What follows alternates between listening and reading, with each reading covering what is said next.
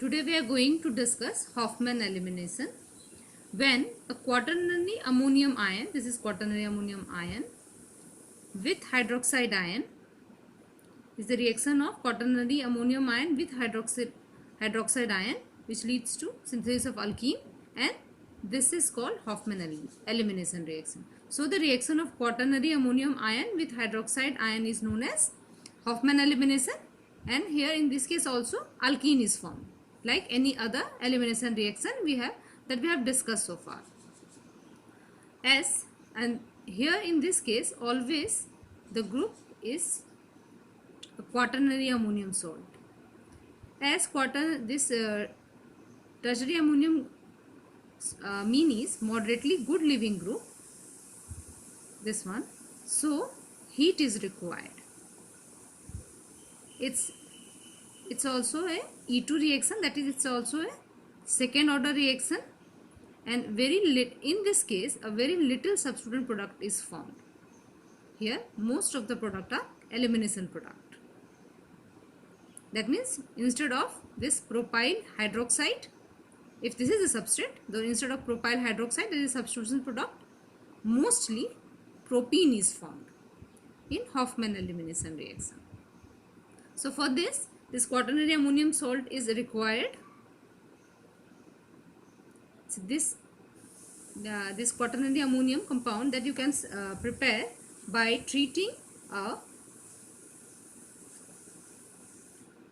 amine with excess of methyl iodide,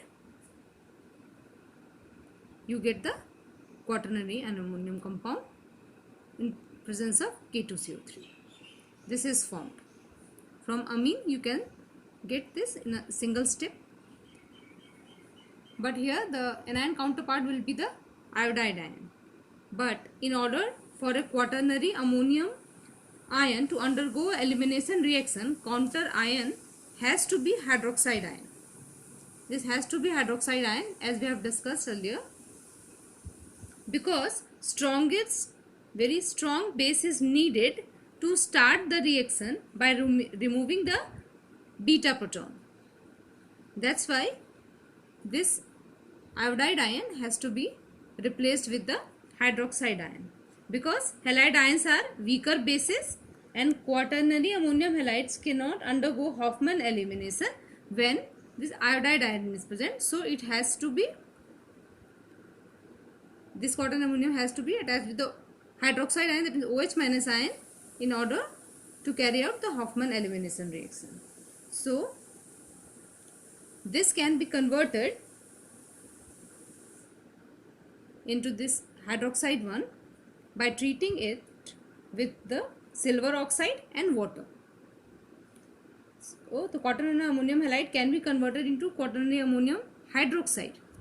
From quaternary ammonium iodide, this we have converted it to quaternary ammonium hydroxide by treating with silver oxide and water, where the silver precipitates and the halide ion replaced by the hydroxide ion. This iodide ion in this case is replaced by the hydroxide ion, and now this compound is formed. So this can easily undergo elimination reaction that we have discussed, that it will be converted into the, this is the substrate, this is the propyl group, so you will get the propene. Now we will discuss the mechanism of this reaction. So as we discussed that it is a second order reaction, so it has to be single step. So here also, like E2 reaction, base will abstract beta proton. This is the leaving group. This is a quaternary ammonium salt, but the group is tertiary amine. This NCH3CH3 is the leaving group. So OH hydroxide ion will abstract the proton, and this tertiary amine will leave. That leads to synthesis of propene. Whatever you substrate you will take, you will get the corresponding alkene. So this is the mechanism of Hofmann elimination reaction. Now we will discuss its radioselectivity. Now we have discussed elimination reactions like E1 and E2, and we have seen in each case Sage-Jeff product is formed. When you say Sage-Jeff product, that means more substituted alkene is the major product. Now we will discuss the radioselectivity in case of Hofmann elimination as well. Now this the substrate we have taken. What it was found that in this case, in case of Hofmann elimination, major product is least substituted alkene, while the most substituted alkene is a minor product here. So in this case we are getting the anti-Sedgwick elimination reaction. Although more substituted alkene is the stable one, still in this case the least substituted alkene is formed as a major product. This can be explained by comparing the transition state of this reaction. So first we will discuss the transition state of E2 mechanism, E2 reactions. Now see, this is any E2 reaction where the leaving group is this Br. Bromide is the leaving group.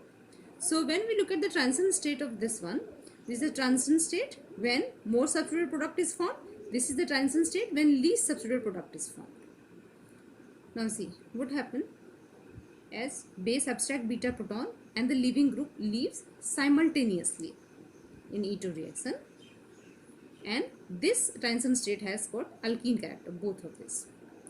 Out of these two, as this transition state has alkene like character, so this is more substituted alkene compared to this one, and more substituted alkene is more stable than to less stable alkene. So this transition state will be more stable, and so this leads to synthesis of a Sedgwick product, that is the more substituted alkene.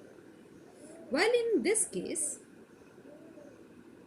as beta proton abstracted by the base, this leaving group, this won't leave simultaneously.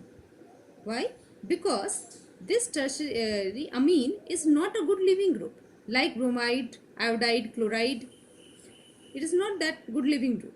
So this transition state has got less alkene like character. It's more like an anion character. This carbon is negatively polarized. So this transition state has carbon ion character more, and same in both the cases. This is when the beta, this has got two types of beta protons, 1 and 2, and this is the transition state when this proton is abstracted by the base, that leads to least substituted alkene, and this transition state is formed when this beta proton is abstracted. So when you look at these two transition state, then in both the cases this carbon which is attached with the beta proton has got anion like character, and we all know that compared to secondary anion, primary anion is more stable. So this transition state is more stable compared to this transition state, and this transition state will leads to least substituted alkene. So in case of Hofmann elimination reaction, this product is a major product, that is anti-Sedgwick product is the major product. The reason behind this is because this tertiary group is not a good leaving group. We have also discussed same thing with in case of a E2 mechanism when the leaving group was fluoride. That is, the fluoride ion is also not good leaving group out of all the halides ion. So whenever is the case when this group is not a good leaving group, in that case the transition state has got anion character. In that case, least substituted alkene will be the major product. And as in case of Hofmann elimination, anti-Sedgwick product is formed. So anti-Sedgwick elimination is also referred as Hofmann elimination. That means whenever the anti-Sedgwick product is formed or least substituted alkene is formed, one used to say that it is a Hofmann elimination, not a Sedgwick elimination. That means Hofmann elimination means least substituted alkene will be the major product of that reaction. And what is the reason? The reason is that the tertiary amine, which is not a good leaving group, that's why this transition state has got an anion like character. So least substituted alkene is the major product. So this is all about the elimination reaction. It is Hoffman elimination reaction, and this is especially a reaction of quaternary ammonium ion with hydroxide.